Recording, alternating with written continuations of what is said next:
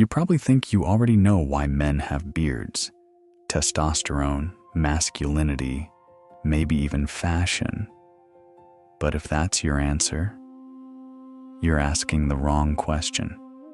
Because the greatest mystery isn't why men grow beards.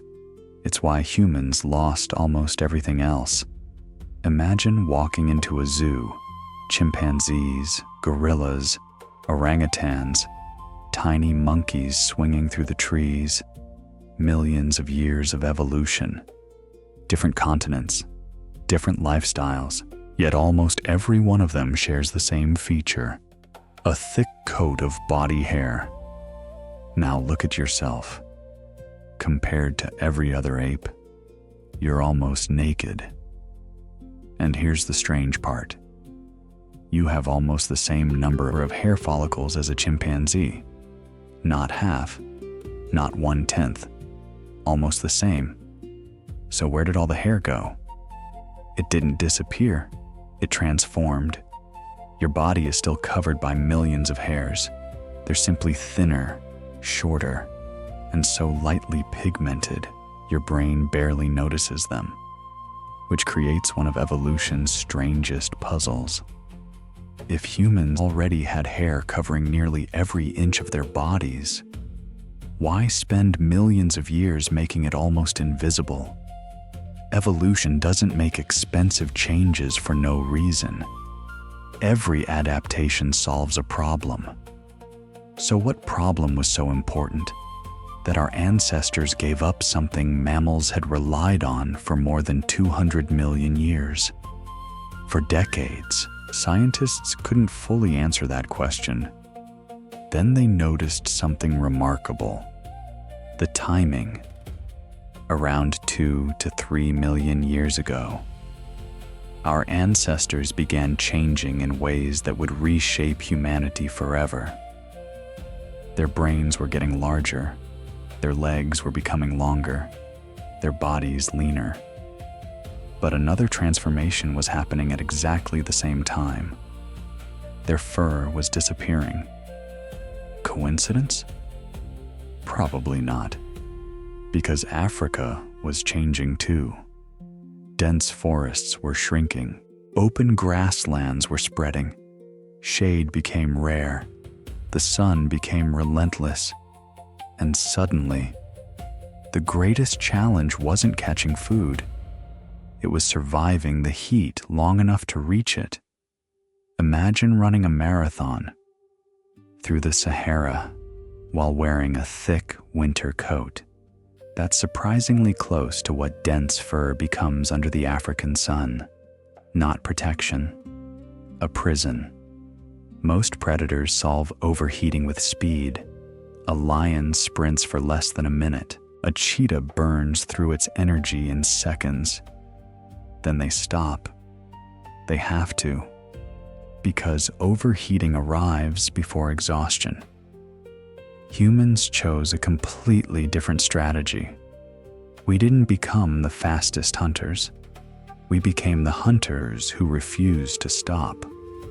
Hour after hour, step after step, until the prey collapsed first. Not because we caught it, because the heat did. Scientists call this persistence hunting, and it may be one of the most extraordinary hunting strategies evolution has ever produced. But persistence hunting created a new problem. Running for hours generates enormous amounts of heat, and heat kills. Unless your body can get rid of it. That's where humans evolved one of nature's greatest cooling systems: sweat. Right now, millions of sweat glands cover your skin. The moment your temperature rises, they release tiny droplets of water. As those droplets evaporate, they carry heat away from your body. It's remarkably efficient, but only if the water can actually evaporate. Fur gets in the way. It traps warm, humid air against the skin.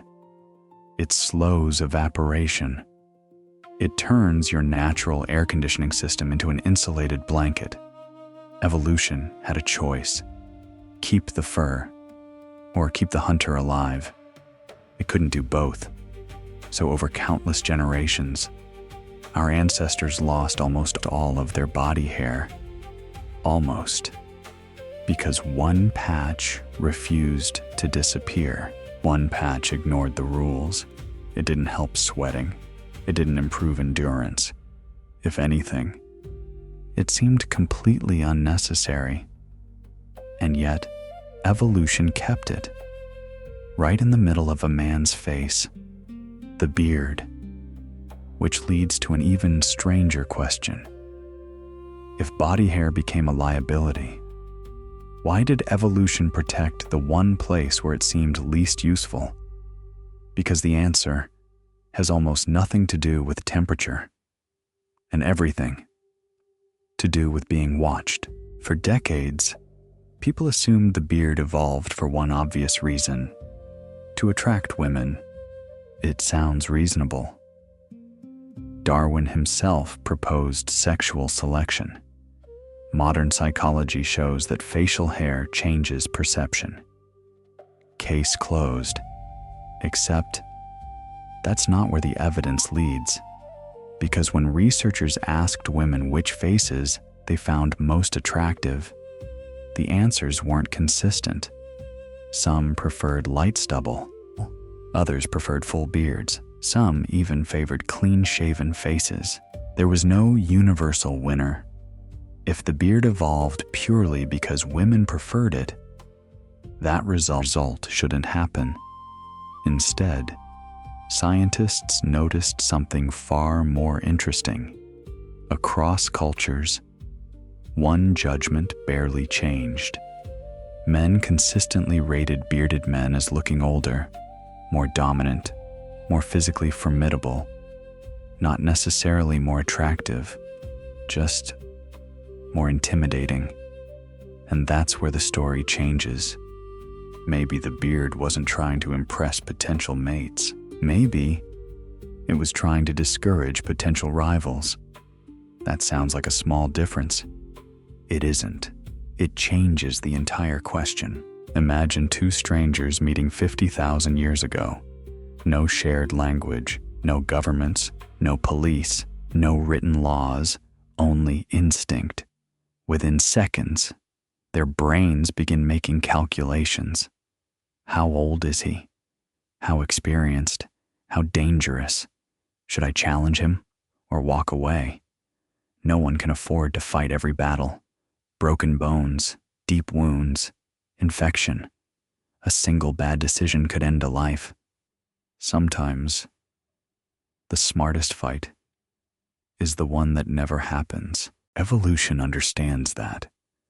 Because evolution doesn't reward the strongest individual. It rewards the one who survives. And sometimes, looking dangerous is almost as valuable as being dangerous.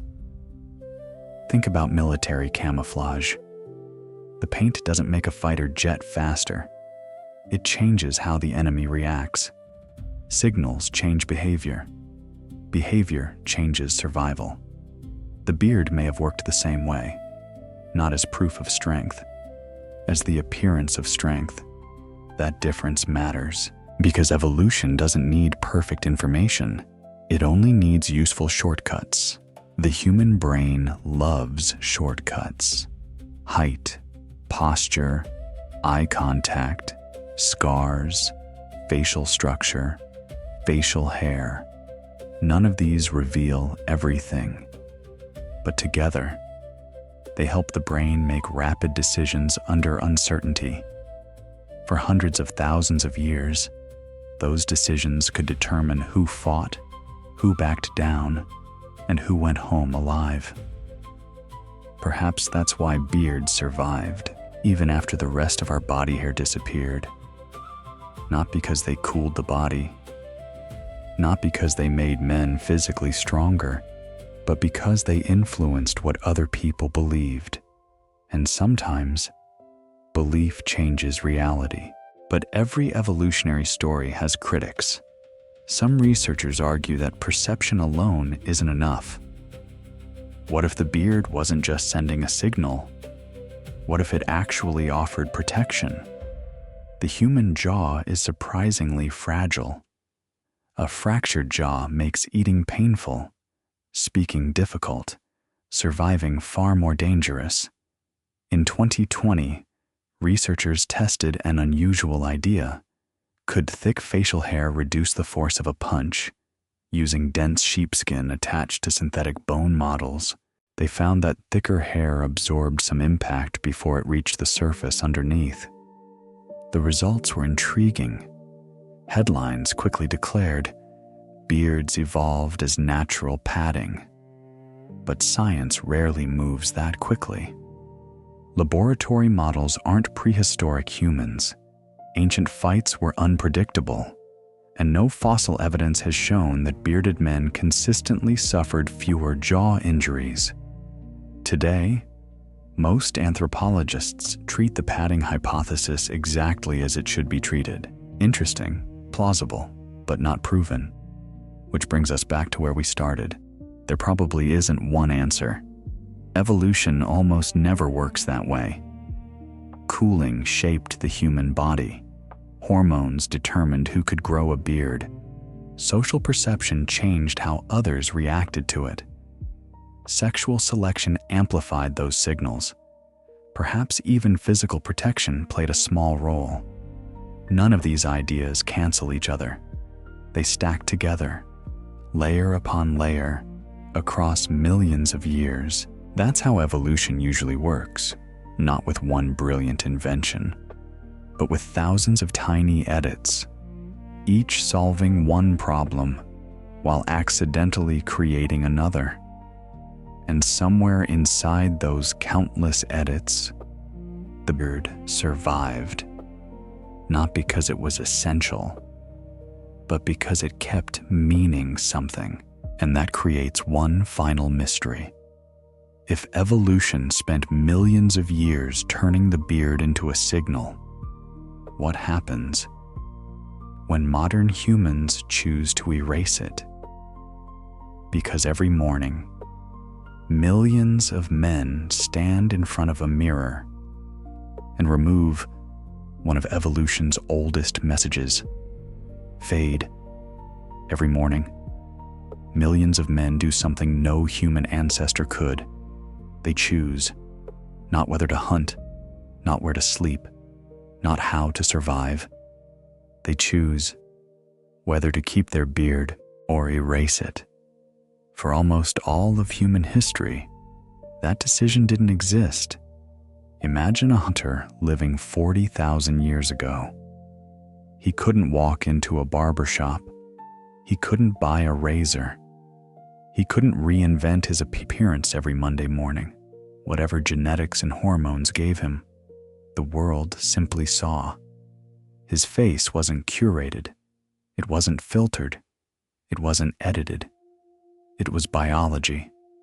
Today, that's no longer true.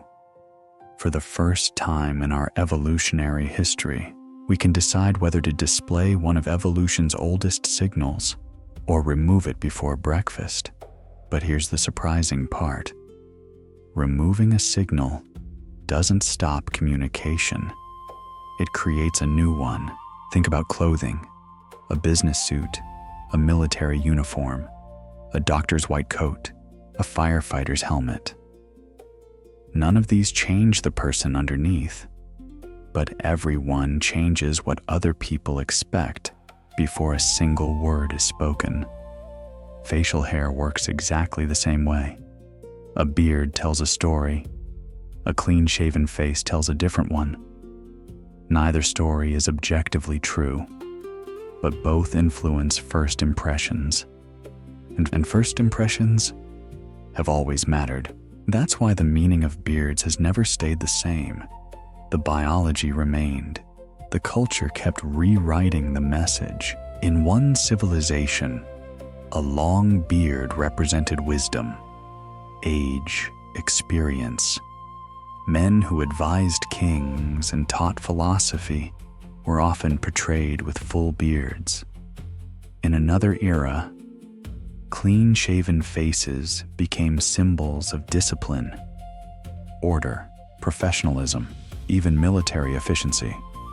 Centuries later, artists grew beards to reject convention. Politicians used them to project authority. Soldiers shaved them away for practicality.